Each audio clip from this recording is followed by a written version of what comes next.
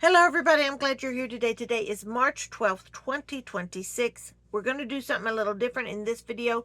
I'm going to read you some headlines, all right? Now, this is not a news channel, but we do cover some stories. After I read the headlines, I want to bring you one story that I raised my eyebrows at and thought, oh. So let me just go through these headlines, and you do with them what you need to do with them. All right. According to the ABC News, and I'll be honest, this headline makes me go, "What did you say?" Honestly, I'm like, I don't know. Is this true? Is it not true? Will it be our enemy? Will it be Iran doing this? Will it be somebody else doing this? I don't know, but here's the headline.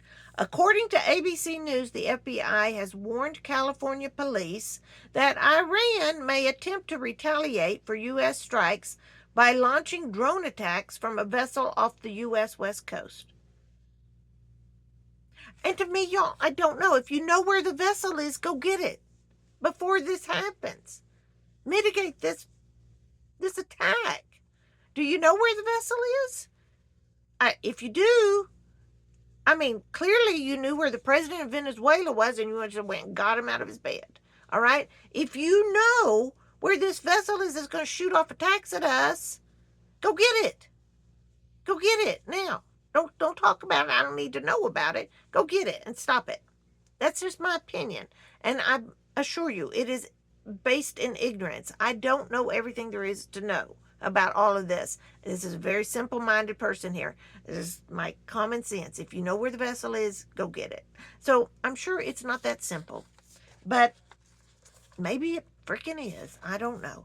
All right, here we go. This war is costing us a lot of money, y'all. The Pentagon told Congress the first 6 days of the Iranian war cost over $11.3 billion, with the total expected to rise as more operational costs are calculated. Duh, of course, this is costing a lot of money, y'all. Billion, that's billion with a B. All right. Okay, here we go. Iran sinks U.S. oil tanker in the Persian Gulf. Okay. Apparently, the U.S. Department of War lied when it reported the loss of American troops from the Iranian drone strike in Kuwait on March 1st. As of today, more than 30 U.S. military members injured in the drone attack remain in hospital. But still, the War Department officials initially didn't specify how many had been hurt in the Kuwait attack, but said on March 1st, five were seriously injured, wounded, and several others sustained minor shrapnel injuries and concussions. One thing we need to be very aware of are phrases and terminology and words that are half-truths. We are in an age of half-truths and half-lies, and to me, a half-truth is a lie. Okay, that's what I believe is. That's how I roll. I don't know how you roll, but a half-truth is just a flat-out lie. So it's no shocker to me that the Department of War would lie to us. That does not surprise me. I'm not indignant about that. I'm not on the same page as the Department of War. I'm not. I'm not in that league. I don't run with that crowd, all right? But so I'm not surprised. But one thing, as we begin this process of being at war, one of the things we need to be wise about is listening to the words they use, using the word several that could cover a multitude of different numbers. Almost anything that's not absolute, that's much more vague in meaning.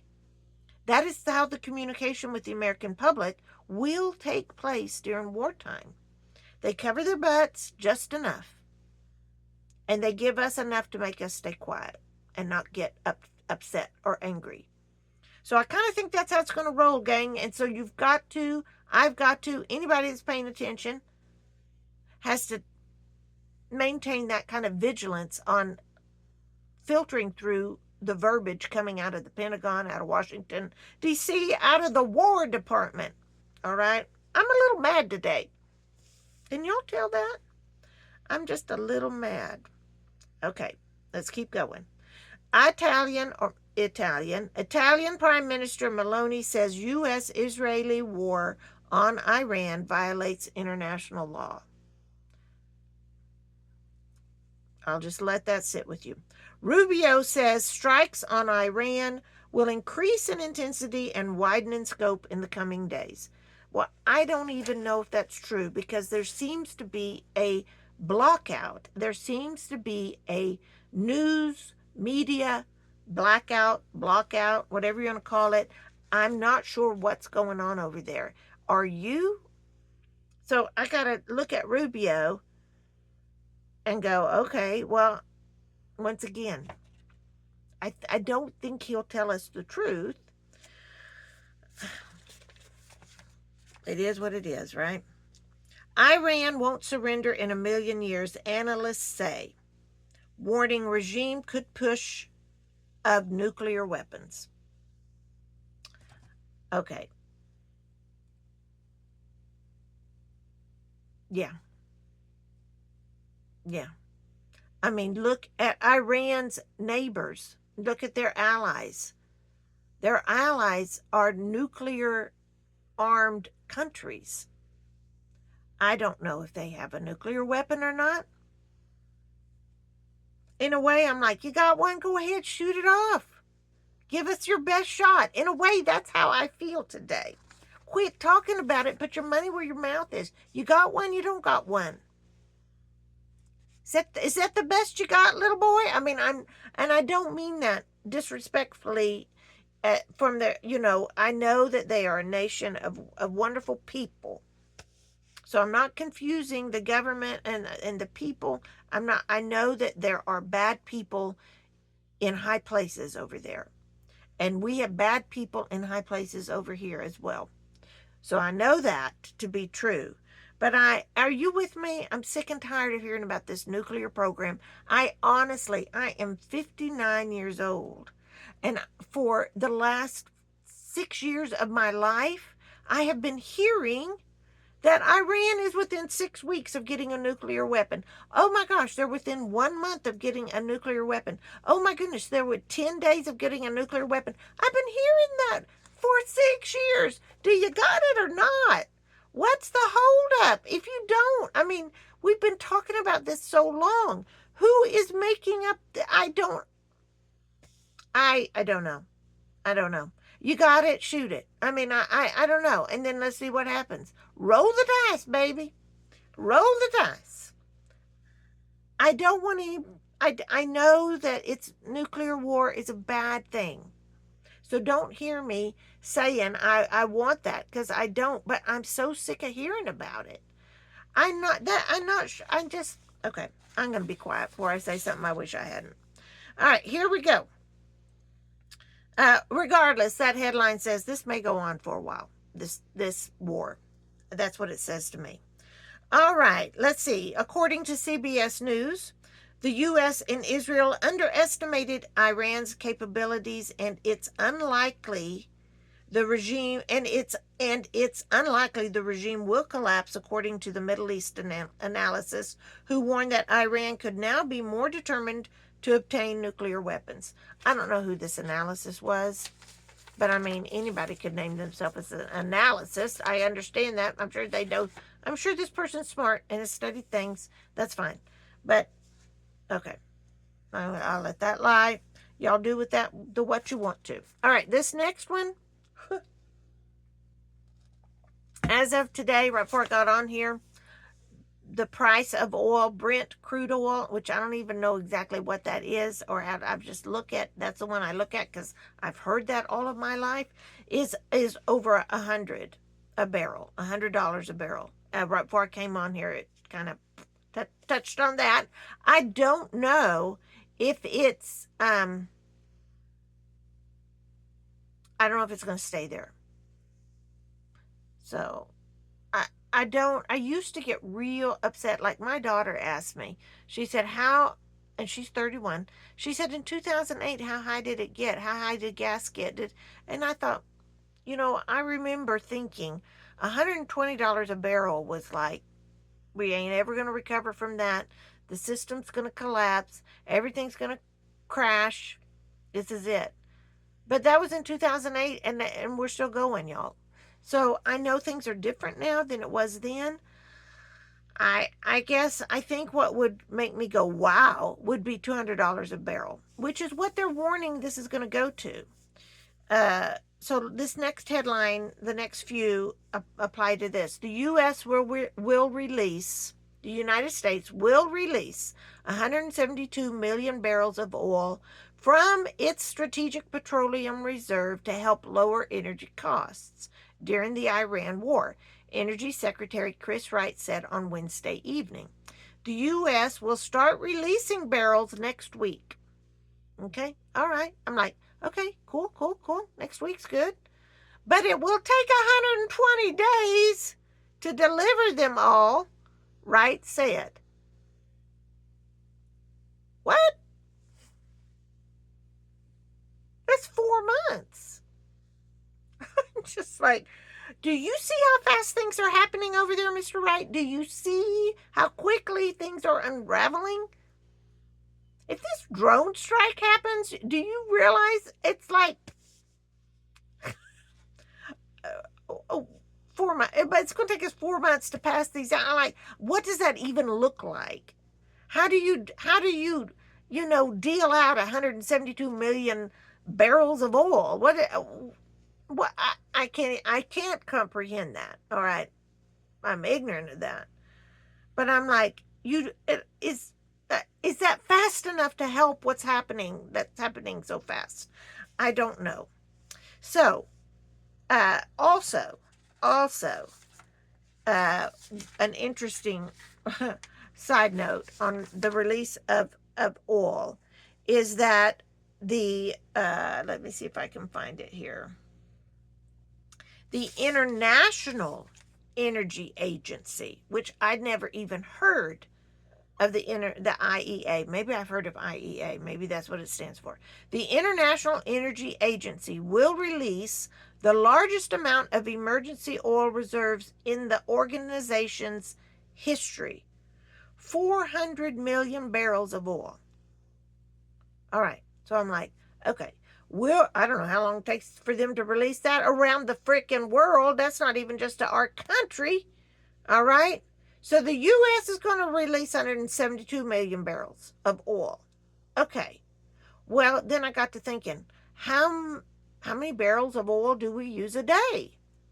I don't know. I don't know. But somebody does. They did a study on it. And here's what I found out. America consumes approximately 20 to 20.5 million barrels of petroleum products per day. That's a lot. 20 million barrels a day. Okay? That's a lot. This was based on a 2023-2024 data. Motor gasoline accounts for nearly half of this consumption, with approximately 8.94 million barrels used daily. And the U.S. is the world's largest consumer of oil, representing about 18 to 20% of global consumption. While consuming 20 million barrels daily, the U.S. also produces a record amount of crude oil, averaging over 13 million barrels per day in 2024. Okay. Fine. So those numbers, so if we release 172 million barrels, let's just say we did it in one day and not 4 months, we would consume, how long would that last? What? Not even 10 days, 8 days, something like that. I don't know that would buy. All right. Y'all do the math and you decide whether we need to be laughing at this or nervous about this or like hitting the BS button on this. I don't know. Oh, that's crazy. So I'll read it again. The International Energy Agency will release the largest amount in history of the emergency oil reserve, 400 million barrels of oil. 400 million barrels of oil is enough to meet about four, count them, effing count them, y'all. And you see, I'm filtering my language, trying to. 4 days worth of global demand. 400 million barrels of oil is enough to meet about 4 days worth. Does 4 days really matter? Maybe it does, y'all. I don't know. I don't know. But I still laugh. I'm laughing at the insanity. These days we are living in, y'all. I laugh so that I do not cry. Right? Okay. Here's the story. There were a couple of stories. One, I'll just tell you this story. I didn't print off the article. But one is that the Army is putting a fast track on direct enlistment or direct recruitment, which is not a new program. But they are amping it up as of March 2026. Oh, wait a minute. That's the month we're in right now. As of March 2026, the Army is making it easier for IT techs, cybersecurity techs, those computer level jobs, mid-levels. They're making it easier for them to directly go into the Army, bypassing officer training school, bypassing any other kind of boot camp or any other military requirement. They will have to take a certain amount of classes for 3 months, but they want people, professionals, and they will go in directly as lieutenants or captains. They will go directly into the military as officers, ranking as officers. And they are making an intentional effort to gather these people up, these professionals, not at voluntary basis, I would guess. And they have fast-tracked the system so they can hurry up and get these people, IT people, cybersecurity people. And they're sweetening the pot. You don't have to go to officer training school. You don't have to go to boot camp. You're automatically ranking as an officer with the benefits that go there with. So that kind of made me go, oh, well, that's an interesting nugget of news that speaks volumes. And here's the other one that speaks volumes. And I know that this was in other news. If you listen to other people on the internet, prepper news, I heard this, like my daughter showed this to me. And I was like, what? So the D.C. Guard activates, like Washington, D.C. Guard, activates unique brigade to strengthen security in the nation's capital. So basically, this is the National Guard. It is a new special purpose brigade. As of March 7th, 2026, wait a minute, that's the month we're in now. Oh my goodness. I'm funny today. I'm laughing. I have a good time in the pantry by myself here. All right. So I'm going to read this article to you. The District of Columbia National Guard activated the 260th Special Purpose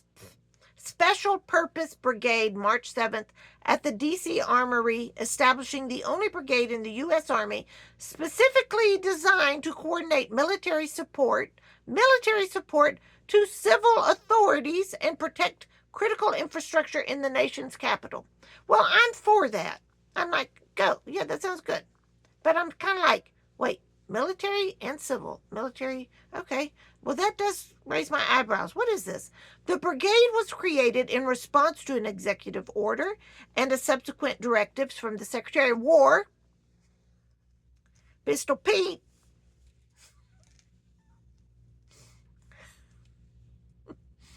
The Secretary of War, Pistol Pete.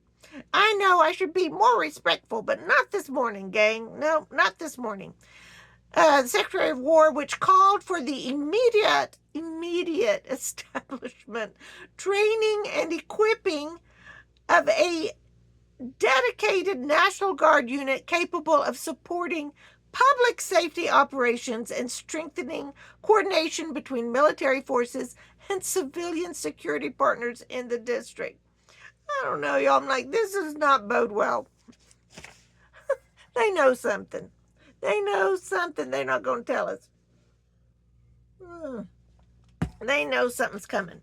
Brigadier General Craig Masiri, Land Component Commander for the District of Columbia National Guard, presided over the activation ceremony as soldiers stood in formation and the brigade colors were encased, a military tradition signaling that a unit has been formally activated and is ready for duty.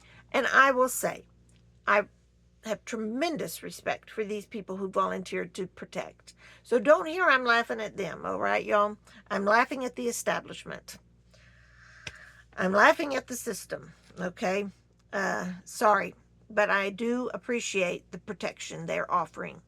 The activation of the 260th Special Purpose Brigade represents the deliberate execution of national guidance, Marciri said. This unit provides the critical command and control structure that enables us to execute a broad spectrum of scalable operations while effectively integrating with our federal and district partners. That's a mouthful, and that carries a lot of punch to it. The brigade will serve as a command and control headquarters. Just the words command and control. Just the words command and control rolling off their lips. This is going to be a command and control thing. Like, command and control? What? The brigade will serve as a command and control headquarters responsible for coordinating military support to civil authorities, enabling National Guard forces to rapidly. Yeah, that's the thing with the oil thing. It's not happening rapidly, but the military stuff is happening rapidly, okay? The National Guard forces to rapidly integrate with federal and local agencies responsible for safeguarding the Capitol. I'm all for the Capitol being safeguarded, so that's good, but it does not look, it's good, but it doesn't look good for us later on. Washington presents a unique operational environment, you think? Within the district sit the constitutional institutions of the federal government, foreign embassies, national monuments, and millions of annual visitors. Protecting that environment requires close coordination between military forces and civilian agencies during major national events, security operations, and emergencies.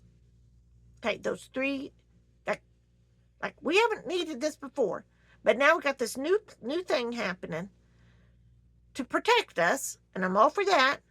But protect us what? What's going on? What? What's going on, government? What's going on is they created this agency to protect us during major, that not just, I mean, they put the word major national events, security operations, and emergency. So let's put the word major before all of those. Major national events, major security operations, and major emergencies. Do you see what's coming, gang? Oh, lordy, lordy. Among the brigade's key partners is the U.S. Marshal Service, which regularly works alongside the District of Columbia National Guard during security operations in the Capitol. Okay, oh, y'all, this is going so long. I'm sorry, but I ain't going to let up here. We're going. Partnerships like this are essential in Washington. What? They're essential? I guess they are now. Partnerships like this are essential in Washington, U.S. Marshal Jurgen Sokoho said. The 260th Special Purpose Brigade brings a level of coordination and readiness that allows federal law enforcement and the National Guard to operate as a unified team when security demands it. Colonel Lawrence Doane, commander of the 260th Special Purpose Brigade, said the brigade structures ensures continuous, so this ensures continuous coordination with partner agencies while maintaining the ability to expand rapidly when missions require additional forces. There's that word rapidly again. They've attached the word expand rapidly when missions require additional forces in our capital. The brigade gives us an operational foundation for unity of effort, Doane said. It ensures continuity of planning and coordination so that when the situation changes, effing changes, y'all, we can respond quickly and with clarity. This guy needs to be in charge of the oil stuff. These people are about being rapid. I don't know. This structure places the organization at the center of national level security planning for the capital. Guys, if you're not ready for what's going to happen, then you're just freaking blind and deaf. I got nothing for you. I don't know. I know I've talked way too long, but oh my gosh. And y'all, I don't hear me that I don't respect the military or the National Guard. I do. And I'm thankful for what they do. And I'm thankful for the sacrifice their families give to our security. What I find irritating is our government will not just come right out and tell us, is this in mainstream media? Maybe it is. I don't know. Maybe it is. But I mean, I'm like, why aren't we talking about this? Why doesn't, when I go talk to DeLynn at Dollar General, why isn't she saying, hey, do you see what's happening in Washington, D.C. with the National Guard? Why isn't she saying that? She's not saying that because she ain't seen that anywhere. And she's just like a regular person. Y'all, we are the watch people. If you're listening to me right now, if you've made it this far in the video, you're a watcher. You're paying attention to what's going on in this world. Hoy. I did not expect to get this wild up. But I'm just like, why don't you just tell us? I have never been, y'all, I will tell you, I've gone too long. But I will say something. I have talked to doctors when I knew the news was bad. And that doctor was sugarcoating it. And I was like, you look here, sir. You better shoot straight with me. Don't sugarcoat this. You tell me straight up because I want to know. Because when we know the truth, we can prepare accordingly. Okay, y'all. Let me get your Israeli bandages ready, y'all. Remember these? All right. I'm going to go before I get in trouble. I've tried to edit my language. I think I've done pretty good. Today, y'all. But you get the gist. They're not telling us. Our government, when I say they, this is what I mean. Our government is not telling us the truth. The whole truth. Our government is not preparing us for what might happen in our nation's capital. Straight up.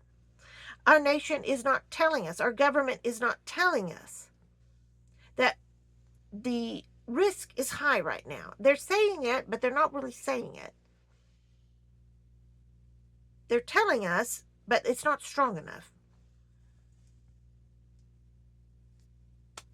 So I give you this video, which is nearly 30 minutes long.